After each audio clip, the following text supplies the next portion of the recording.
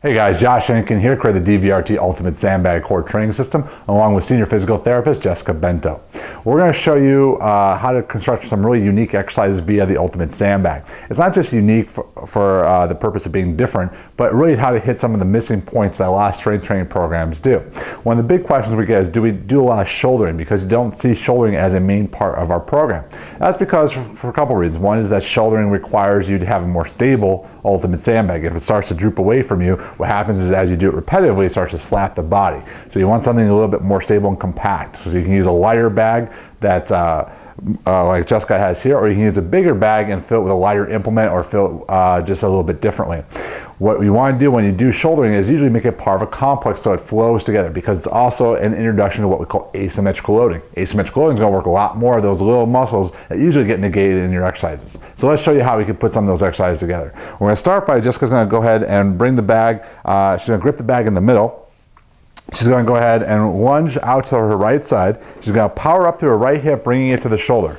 At this point, stop. Go ahead and go into a good shoulder squat, so you're trying to avoid any compensation. She's going to use that squat to drive the weight up and over her head into an arc press, so she's trying not to lean from one side to the other. She's going to come down to the left and bring it between her legs at the same time.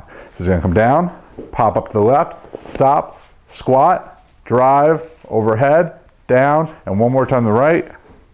Beautiful. So this is how you can use shouldering as a wonderful little complex.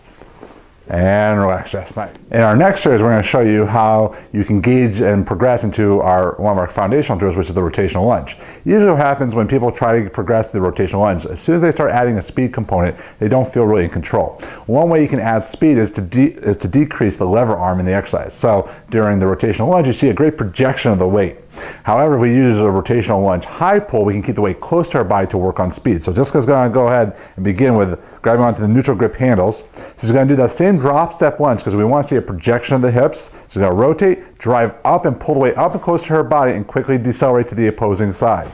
So what happens is by keeping the weight close to her body, she can work on moving the feet faster, and she's in more control in decelerating that weight. It's a great progression to doing the full rotational lunge. All right, so now we're going to show you a really great pulling variation. You'll notice that we do a lot of bent over rows in our Ultimate Sandbag training. That's because the bent over row provides us so much value that people don't appreciate. For one, it teaches us how to hold the shoulders back, which is really crucial for things such as clean snatches and more dynamic lifts. Two, it teaches us the hip hinge, which again, we're going to use in many of our Ultimate Sandbag lifts. It's going to make you understand that position and appreciate how to hold it in the correct posture and position. Lastly, if we go ahead and get into the bent over row, you're going to see that basically it puts us in a plank position. So we're going to work on a lot of isometric strength through the trunk as well. So what Jessica's going to do, she's going to do a 1 1/4 drill, because a lot of times what people do is they just whip through the bent over row and don't get much out of it. So what Jessica's going to do is she's going to grab one of those neutral grip handles. You can go ahead and change this by going supinate or pronate as well. She's going to hip hinge back in the movement. She's going to pull the weight up into her body so she fully retracts her shoulder blades, come down just a little bit, back up, and then slowly come back down all the way. So let's do that 2 more times. So pulling it up all the way, down just a little bit, hold, back up, and down all the way. So this is going to teach her scapular retraction control. So it's going to teach her how to maintain her alignment through her hips and her trunk. And relax, that's nice. The last drill we're going to show you is a half around the world. So the around the world itself requires a great deal of shoulder mobility, flexibility, and the ability to properly rotate through the body. It's a fantastic drill, but learning it can sometimes be a little challenging for some people.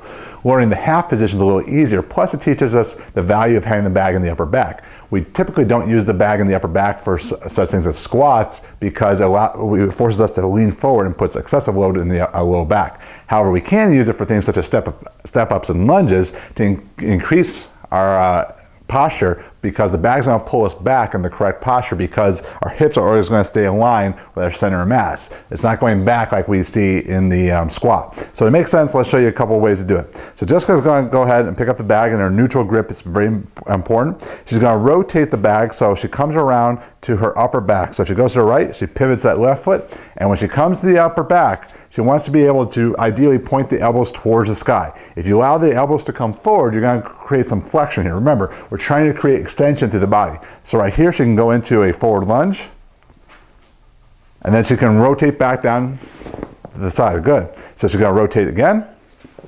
Now she went to the other side. Good. Chest up tall.